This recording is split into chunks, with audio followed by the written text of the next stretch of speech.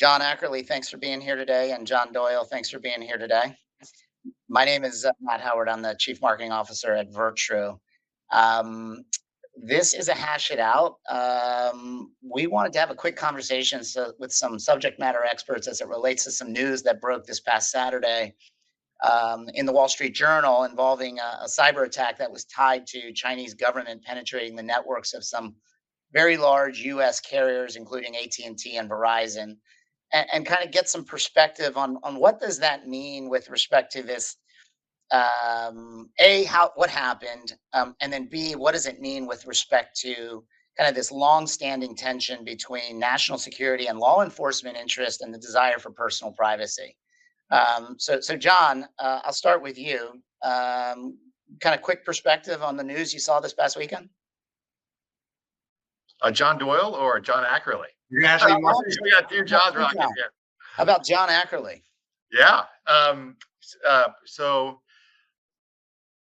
very happy to talk about something that's been near and dear to the Virtru heart and to so many of us now for a few decades. I think what was so then revealed over the weekend was that 20 years after Kalia was expanded by the FCC, we are paying for the sins of our past. Is my view, and effectively the Chinese walked through the same back door that was opened for so then law enforcement to try to do their important work to find bad guys. And the issue is, as Bruce Snyder and so many others have mentioned, you can't kind of just let in the good guys. If you compromise the very technologies that are designed to keep the public secure, it's an impact to privacy, but it's also a big impact to our national security. Interesting. John Doyle, same question, kind of as you sort of digest the news from this past weekend. What's your take and your thought perspective from Cape Wireless? Sure. Thanks, Matt, and thanks, John, for letting me come on, hash it out. From our perspective, Cape's the mobile and security first, or privacy and security first mobile carrier. So we're a carrier, just like the ones who are announced in the breach. We're required to be CALIA compliant, just like they are. So we know quite a bit about this. What's interesting from my perspective, for what it's worth, is that the breach occurred at these plug-in points in the telco stack. So telcos operate according to something called the 3GPP standard. It's created by GSMA, the global sort of trade organization for telcos. And I'm getting a little echo. Let me turn down here. And when CALIA legislation came out, and then equivalent legislation in other countries, the GSMA actually baked into the standard these plug-in points. They're called the X1, X2, and X3 interfaces, which really sort of codifies exactly how law enforcement plugs in to make sure they can enable these wiretaps and the other monitoring. It also then makes it pretty simple and relatively standardized if you're a hacker who's penetrated a telco to know exactly where to go to get the content and get all the rest. And so I think that it's, to John Ackerley's point, it really is just sort of coming home to roost, the fact that we bake these plug-in points in and have not been especially thoughtful in how they were implemented. And this is the result. Interesting. And so, John, for the benefit of the audience, you're the founder and CEO of Virtru, but previously you spent time in the White House as a policy director. You were there in 9/11, you observed. I know you've written and talked about this in the past, but you observed firsthand kind of this delicate situation that requires a careful balancing between national security and legitimate law enforcement interest and privacy rights. What did you observe back then, and anything did you learn then kind of relevant to today, all these years later? Yeah. So very interesting to have spent some time over the past 40 hours reflecting on those early years. And just one interesting data point was in 2000. I was so then in the room in Philadelphia to finalize the Republican party's platform.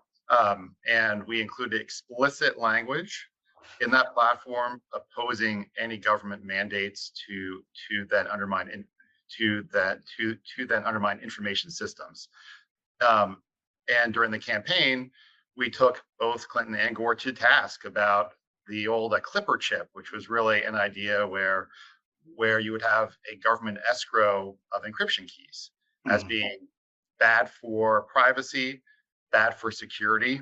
And it wasn't really a delicate issue. This was a winning issue politically, but it was also something that had the full support of Paul Wolfowitz and Condi Rice uh, from our national security team.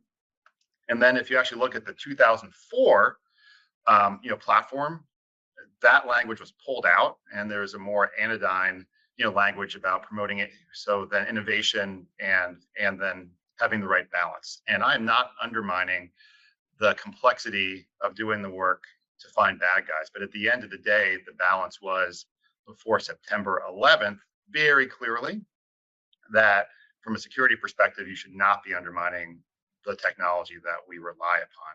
Now, I will say that we have people at Virtru who are actually in the field, actually implementing software onto Iridium, so then handsets.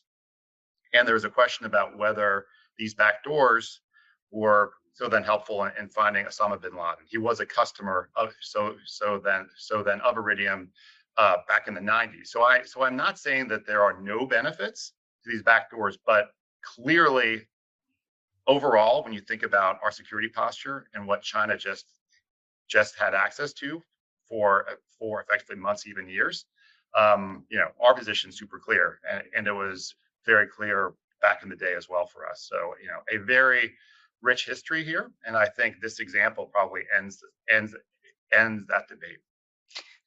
And John, your thoughts? I mean, Clipper chip was a long time ago, but certainly, I'm old enough to remember it well when it was on the front page of every newspaper, every evening television program was talking about the Clipper chip debate. And when you look back on that versus the evolution of Kalia, do you kind of how do you see it? And do you think about this idea of mandating kind of backdoors for law enforcement as sort of the right path? Is there a different way of thinking about it in the modern sense? What's your take? I mean, I think, is it the right path or is it not the right path? Is an interesting philosophical debate. The thing I hope everyone takes away from this particular, like the most recent news, is to understand that telecommunications networks are critical infrastructure, right? They're so clearly um, trusted with our nation's very, very most sensitive data. As it inevitably starts to come out, what exactly was compromised in this enormous breach, that that's going to become more and more clear. And so we've taken this critical infrastructure, we've installed really well defined, very knowable mandatory backdoors into that infrastructure, and then honestly done a pretty poor job of holding to account the networks themselves. This breach data, this is a really big story, and it sort of overshadows what was in itself an enormous story, which was the CDR breach news from 3 or 4 weeks ago, which Mhm. was in itself, enormous news and overshadowed the almost weekly reports of telecommunications breaches. Going back, you can go to our, if you'll forgive a plug, you can go to our website at cape.co and view our telco breach timeline. But there's just been no accountability on this issue. And it is really out of whack with how important these networks are to our personal lives, to our professional lives, to our national security. And this is just kind of the biggest one yet. And so the thing I hope we all take away is to start, like creating accountability for the major networks, but also what we're doing at Cape, which is to think creatively and kind of reimagine from first principles. How do you build a more secure, more private telecommunications network? Yeah, so I think that is so well said, John. And I think, we are, for sure, birds of a feather. You are building the most secure network. And, what happened um, post September, so then 11th, from a Virtru perspective, was the animating force behind why we started the company. And if you have a layered approach where you actually have secure networking, and then you have a trust layer of protecting the data that runs over that network in a way where there's verifiable control on the part of the enterprise, that if there is a warrant they need to go to the company, and it's not going to a kind of so then anonymous third party. That's where the data plus the network really fits so well together in terms of being able to move very fast on what is now called a zero trust strategy, but really it's about verifiable trust. And I'm not going to rabbit hole about what I think about that term going back to those Forrester days when we tried to push back on it, because it actually, what does zero trust provide? Verifiable trust and control that the data that you have to share, just to move across networks, you get to decide who gets to view it. And I think this point about backdoors that we've known about, but not really focused on, done a poor job of communicating about, is also in the world of one of our products that we're well known for, which is email. You have a lot of companies that are saying, hey, just trust TLS, just trust the network. We'll make sure that it's encrypted. You can meet your compliance burdens and no problem. You get to check that box. And I suppose if you're comfortable with your data being viewed and owned by the Chinese, fine. But I think that there's a lot of confusion out there in the market where people are just relying on networks where security really hasn't been a first-class citizen over time. Yeah, I think that's right. I think your delineation between our two products is probably right. In the telco industry anyway, what Virtru builds would be broadly categorized as an over-the-top solution, right? You're providing security sort of above the network, so you're not subject to CALIA and to the plug-in points. We made this kind of deliberate decision to become a carrier and to build a network and figure out the plumbing, and therefore are exposed to a whole new set of really tough and kind of thorny privacy and security challenges. But I think that the approach you guys are taking is spot on. Yeah, and I mean, just to kind of pull on that thread a little bit more. I mean, not to again get super philosophical or anything, but if we all step back and we sort of look at this idea of like there, it's complicated. It's not black and white. It's arguably shades of gray, and there's a very legitimate need for I'll say some type of backdoor. I mean, maybe Bruce isn't entirely correct when he says there can be no backdoors. Maybe there can be, and if we can step back and imagine a world where this idea of some type of capability in the network that provides for some type of legal surveillance with a court order, is there a way to think about that differently than we have historically? Is there a way to kind of design systems that allow for legal surveillance while minimizing the risk of exploitation that somebody like the Chinese just took advantage of? I don't know, John. John Doyle, your thoughts on that? Yeah, I mean, I'll answer a simpler question, which is it's almost absurd, but would we prefer that the Chinese government not have direct access to the lawful intercept plug-in points of domestic telco networks, right? And the answer to that is obviously yes, we would prefer that. And so you can make progress against that goal without having to solve the more absolutist question of like, should there be backdoors in communications infrastructure or not? We did this. So we're in the middle of a pilot right now with the U.S. Navy that's public and has been in Bloomberg and other places, where we're deploying our network on Guam. And a big goal of that pilot is improve cybersecurity. And it comes from everything. Like the simplest version is just the act of doing a clean install of a new telecommunications network on existing physical infrastructure eliminates a lot of technical debt and security debt that have been accrued by the incumbents over time. Doing it in commercial cloud like we do, gets you a whole nother sort of layer of security for free. And then being a security first company that's designed around these sorts of goals from the beginning solves a lot of problems also. I hesitate to go too deep and get into really technical details here, but it's a long way of saying I think that you can really start to solve these immediate problems without having to agree on whether in like an ideal final state there's an X1 interface exists or not, right? Yeah. So I think that's well said, John.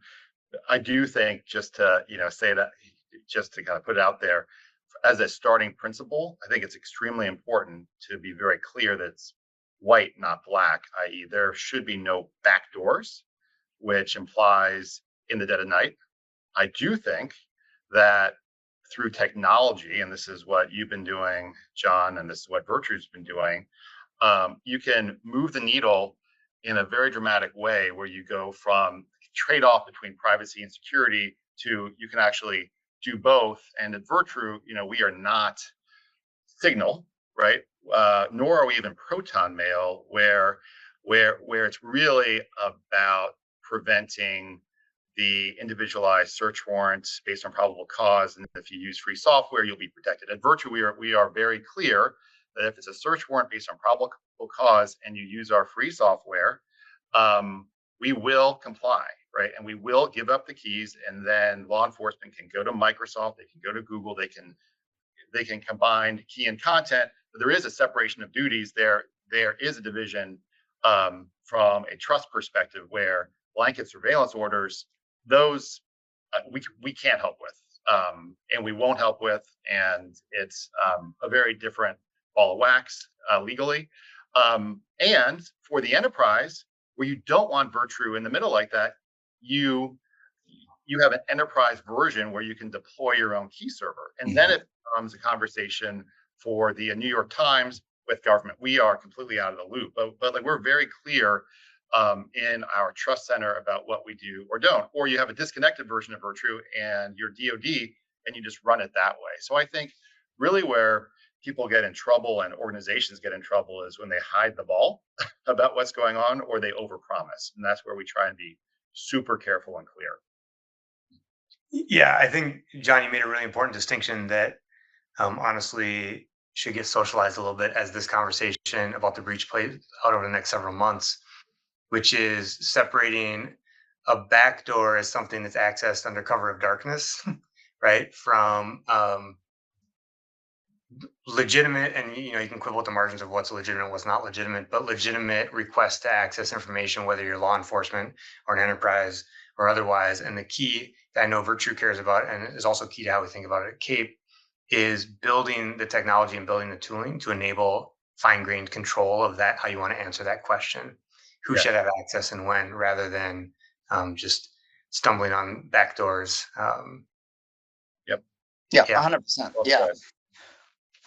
Well, this is not simple stuff by any stretch of the imagination, and it's been playing out for a long time, decades now. And as the world turns, we see ourselves here today. And one final question for you guys before we wrap this up. Kind of from where we sit right now, looking ahead, how do you see this landscape evolving? Does this happen again in 10 years, or is there fundamental change either because of something that Cape is able to bring forward into the carrier realm, or because someone like Virtru continues to kind of push forward, John, in sort of the software realm with this concept of separation of trust? How do you guys see the future in the next 10 years? And, does it look any different than where we find ourselves today? John, I want to make sure you get the last word. So I'll just say that in 10 years, when everyone in the world is a Cape subscriber, and we've made significant progress against the problem. In seriousness, I'll say our approach generally is this: like, we recognize this is the latest symptom of a much more endemic problem, which, in my opinion, is stagnation and sort of ambivalence in the telco sector around security and around privacy. Our approach at Cape is to acquire as much footprint as we can on the global cell network and assemble a team I'm enormously proud of very, very talented engineers who care deeply about what we're trying to do, and just roll up our sleeves and get to work and figure out the plumbing that works to do what John's describing, which is eliminate the backdoors and enable fine-grained controls for legitimate interests, whatever they may be. It's hard to know the end state, but I'm confident in the approach. Yeah. So it's so impressive what you are doing, John. And it's someone with your expertise, and I'm not just blowing smoke, but background and multi-time, serious entrepreneur to like take on the foundational challenges of building a better network. So many other approaches are kind of adding on the barnacles to the broken network. And, that is inherently really challenging. It's also why $200 billion is spent every year on on a conglomeration of security tools that you see at RSA.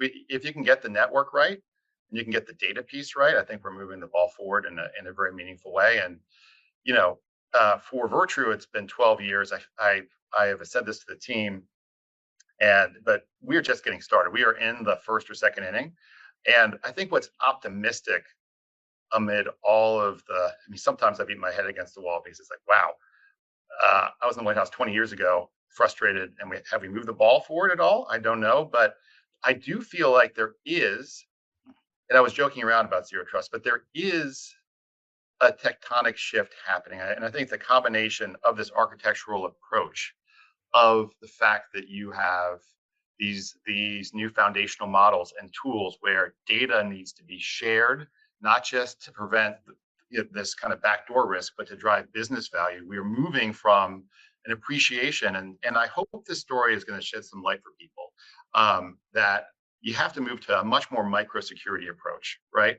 Like you have to protect the data itself, tag the data, understand where it's going over secure networks, so that you can like not worry so much about what the large telcos are doing, and you can actually get a lot more value from your data. And I think fast forward 10 years, even 5 years, I mean, the world's moving so fast. I think we have a chance to make a real difference here.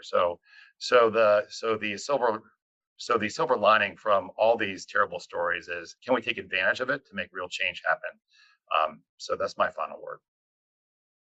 Yeah, it's super interesting, and I appreciate both of you guys sharing your perspective on this story. There's no doubt we'll be all sort of reading more, digesting more, and reflecting more in the coming days and weeks and months as this plays out. But I think to the point you made, John, I mean, there is no doubt that more granularity and security architecture is probably warranted.